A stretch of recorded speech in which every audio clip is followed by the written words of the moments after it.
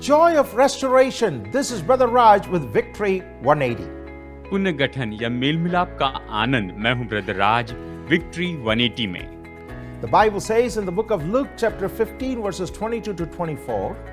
Bible कहती है लूका का अध्याय 15 वचन 22 से वचन 24 में, परंतु पिता ने अपने दासों से कहा, झट अच्छे से अच्छा वस्त्र निकाल कर इसे पहनाओ और उसके हाथ में अंगूठी और पाँव में जूतियां पहनाओ और पला हुआ बछड़ा लाकर मारो ताकि हम खाएं और आनंद मनाएं, क्योंकि मेरा वो पुत्र जो मर गया था फिर जी गया है, खो गया था अब मिल गया है। और वे आनंद मनाने लगे।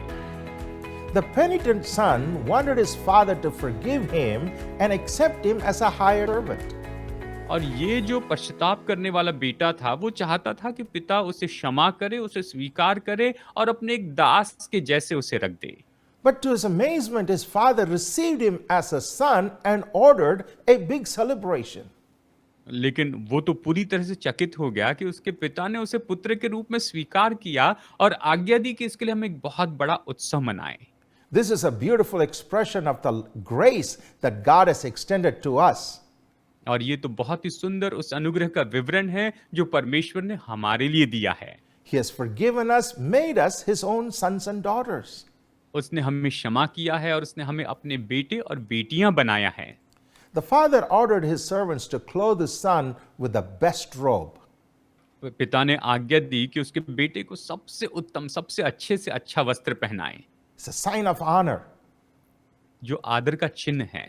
He told them to put a ring in his hand, meaning a sign of authority. और उसने आज्ञा दी कि वो उसके हाथों में अंगूठी पहनाए, उंगलियों में अंगूठी पहनाई जो अधिकार को दर्शाती है। Sandals on his feet, meaning he is not a servant. और उसके पैरों में जूतियां पहनाने के लिए कहा, इसका मतलब अब वो दास नहीं है। Similarly, God has clothed us with the righteousness of Jesus Christ.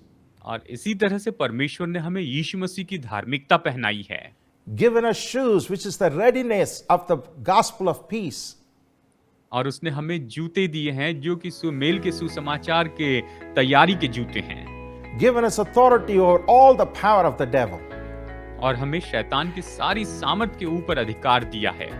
The father instructed that they kill the fatted calf and have a big celebration. और पिता ने इस बात पर जोर दिया कि एक पला हुआ बछड़ा काटे और बहुत बड़ा उत्सव मनाएं।